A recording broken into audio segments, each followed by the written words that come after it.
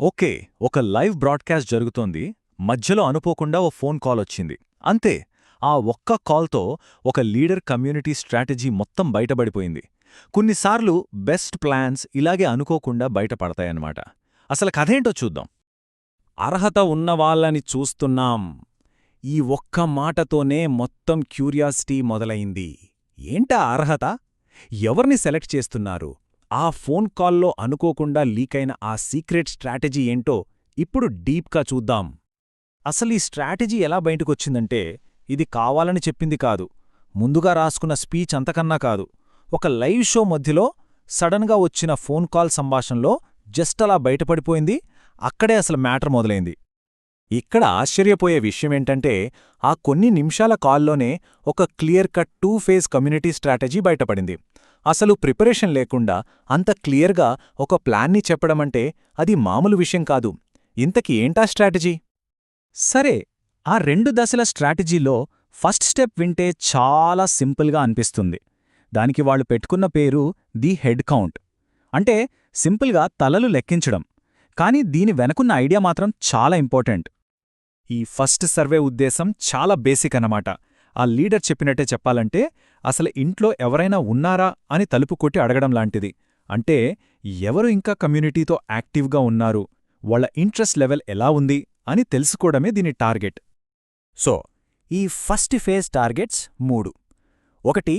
ఎవరు ఇంకా యాక్టివ్గా ఉన్నారు అని కన్ఫర్మ్ చేసుకోవటం. 2. ఓవరాల్గా ఇంట్రెస్ట్ లెవెల్ ఎలా ఉందో అంచనా వేయటం. 3. ఫ్యూచర్ ఎంగేజ్మెంట్ కోసం ఒక బేస్ లైన్ సెట్ చేయడం. వినడానికి సింపుల్గా ఉన్నా ఏ కమ్యూనిటీకైనా ఇది చాలా strong foundation. Okay, head count అయిపోయింది. ఇప్పుడు స్ట్రాటజీ 2వ దశలోకి వెళ్తుంది. ఇక్కడ జస్ట్ కౌంటింగ్ సరిపోదు. ఇప్పుడు ఫోకస్ అంతా క్వాలిఫికేషన్ అంటే అర్హతను తేల్చడం మీద ఉంటుంది. అసలు ఫిల్టరింగ్ ప్రాసెస్ ఇక్కడే స్టార్ట్ అవుతుంది. ఈ 2 సర్వేల మధ్య తేడా చాలా క్లియర్గా ఉంది. ఫస్ట్ సర్వే ప్రశ్నేంటి? ఎవరైనా ఉన్నారా? ఇది జస్ట్ ఇంట్రెస్ట్ని చెక్ చేస్తుంది. కానీ 2వ సర్వే ప్రశ్న ముందుకు వెళ్లటానికి ఎవరు కరెక్ట్? ఇది రెడీనెస్ని, కమిట్మెంట్ని టెస్ట్ చేస్తుందన్నమాట.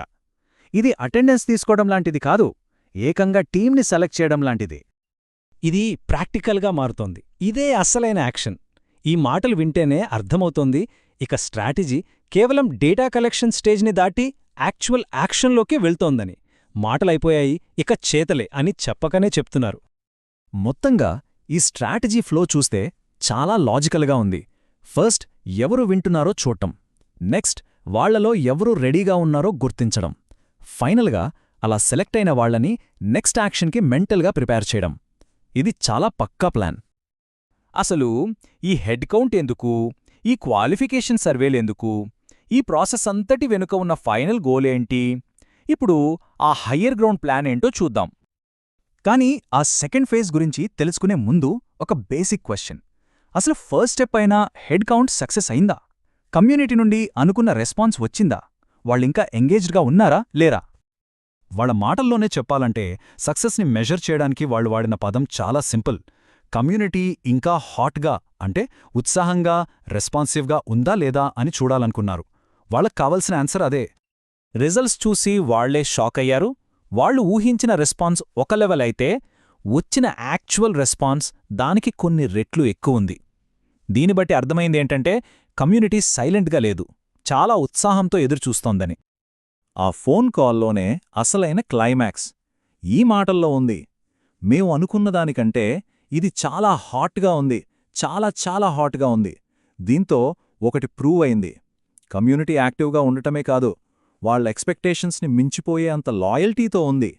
ఇది వాళ్ళ నెక్స్ట్ ప్లాన్కి ఒక రకంగా గ్రీన్ సిగ్నల్ అన్నమాట. మరి ఈ ఎక్సర్సైజ్ అంతటికీ ఫైనల్ గోల్ ఏంటి? మాతో పాటు ఒక ఉన్నత స్థాయికి వెళ్ళడానికి ఎవరు ఫిట్గా ఉన్నారో కనుక్కోవడం. ఇది జస్ట్ ఒక జర్నీ కాదు, కమ్యూనిటీ ఫ్యూచర్కి ఇదొక పవర్ఫుల్ కాల్. భవిష్యత్తులో రాబోయేది ఎంత పెద్దదో ఈ మాటలు చెప్తున్నాయి. రాబోయేది మనం ఇప్పటిదాకా ప్రిపేర్ అయిన దానికంటే చాలా పెద్దది. అంటే ఇది ఏదో చిన్న మార్పు కాదని, ఒక భారీ ట్రాన్స్ఫర్మేషన్ కోసం కమ్యూనిటీని రెడీ చేస్తున్నారని క్లియర్గా అర్థమవుతోంది. చూశారుగా, ఒక అనుకోని ఫోన్ కాల్, ఒక 2 ఫేజ్ స్ట్రాటజీ, అంచనాల్ని మించిన రెస్పాన్స్. ఈ మొత్తం అనాలిసిస్ నుండి మనం నేర్చుకోవాల్సిందేంటంటే, కరెక్ట్ టైంలో కరెక్ట్ క్వశ్చన్స్ వేస్తే ఒక కమ్యూనిటీ అసలైన పవర్ని బయటకు తీయచ్చు. మరి ఈ హెడ్ కౌంట్ క్వాలిఫికేషన్ అంతా అయిపోయాక ఏ కమ్యూనిటీకైనా హయ్యర్ గ్రౌండ్ లేదా ఉన్నత స్థాయి అంటే అసలు అర్థమేంటి? ఇది ఆలోచించాల్సిన విషయం.